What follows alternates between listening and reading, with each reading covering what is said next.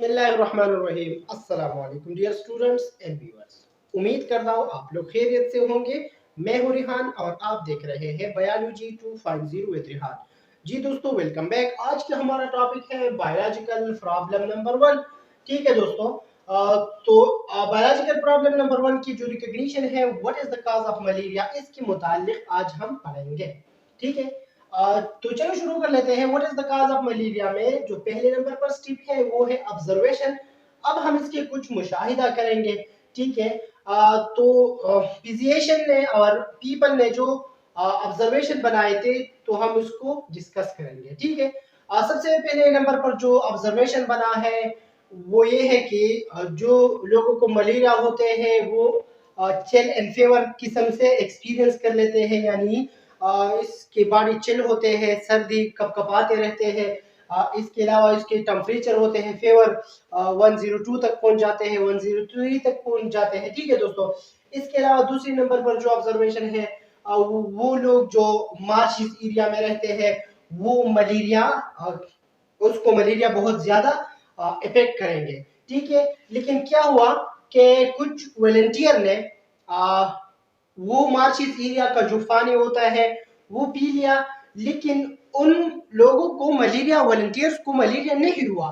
ठीक है, तो इससे एक बात साबित हुआ कि लो मार्शिस एरिया में जो लोग रहते हैं वो उन लोगों को कभी मलेरिया नहीं लग सकते। ठीक है, लेकिन एक नया ऑब्जर्वेशन सामने आया कि माला का मतलब है बेड एंड एरिया का मतलब है ईयर। सो मलेरिया का मतलब है बेड ईयर, यानी मलेरिया बेड ईयर से, जो मार्शिस एरिया में जो लोग रहते हैं जो बेड ईयर होते हैं, इनसे मलेरिया काज होते हैं। ठीक है, लेकिन ये भी ज्यादा हेल्प नहीं कर गया, हेल्प नहीं किया लोगों का। साइंटिस्ट इससे भी मुतमईन नहीं हुए। ठीक है, फिर क्या हुआ, 200 साल बाद ये बात साबित हुई कि मुख्तलिफ किस्म की जो डिजीज होते हैं वो माइक्रो ऑर्गेनिज्म से काज होते हैं, जैसे कि बैक्टीरिया, वायरस वगैरह वगैरह से मुख्तलिफ किस्म की जो बीमारियां होते हैं वो काज होते हैं। ठीक है स्टूडेंट्स, फ्रेंच फिजिशियन लिवरान ने 1878 में क्या किया, मलेरिया पेशेंट का ब्लड लिया, उसको माइक्रोस्कोप के जरिए ऑब्जर्व किया। जब माइक्रोस्कोप के जरिए ऑब्जर्व किया तो इस ब्लड में माइक्रो ऑर्गेनिज्म मौजूद थे।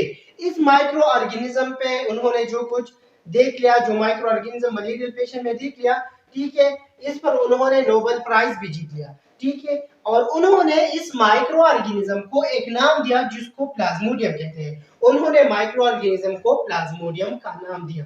ठीक है, सो ये था ओवरऑल ऑब्जर्वेशन। इसके बाद ऑब्जर्वेशन के बाद दूसरा स्टेप है हाइपोथेसिस। चूंकि ऑब्जर्वेशन हो गया, इसकी वजह से ऑब्जर्वेशन में जो बात सामने आ गई कि प्लाज्मोडियम माइक्रो ऑर्गेनिज्म होते हैं जो मलेरिया काज करते हैं, तो हाइपोथेसिस ये बना Plasmodium is the cause of malaria, के मलेरिया कौन काज करता है, प्लाज्मोडियम।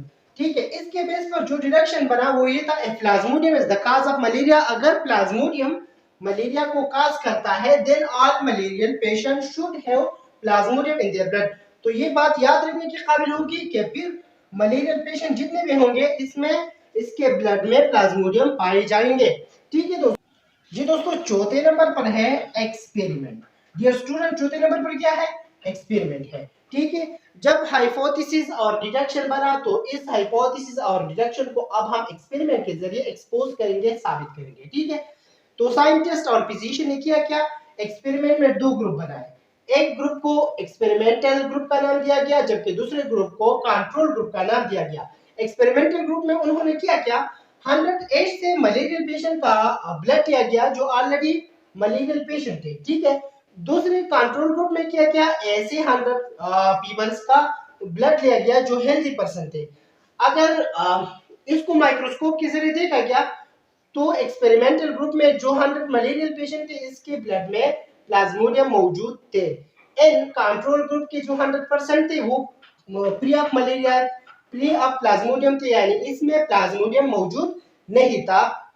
सो पांचवें नंबर पर जो स्टेप है इसको हम रिजल्ट कहते हैं, रिपोर्ट भी इसको कहा जाता है। ठीक है, सो एक्सपेरिमेंट के जरिए ये बात साबित हो गई कि जो एक्सपेरिमेंटल ग्रुप थे वो 100% जिसमें प्लाज्मोडियम मौजूद था, और कंट्रोल ग्रुप में ऐसे 100% जिसमें प्लाज्मोडियम मौजूद नहीं था। सो ये बात साबित हो गई कि प्लाज्मोडियम वो वाहिद जरिया है जिससे मलेरिया काज होते हैं। जी दोस्तों, ये था आज की हमारा टॉपिक जिसमें हमने डिस्कस कर दिया what is the cause of malaria, malaria के काज क्या है।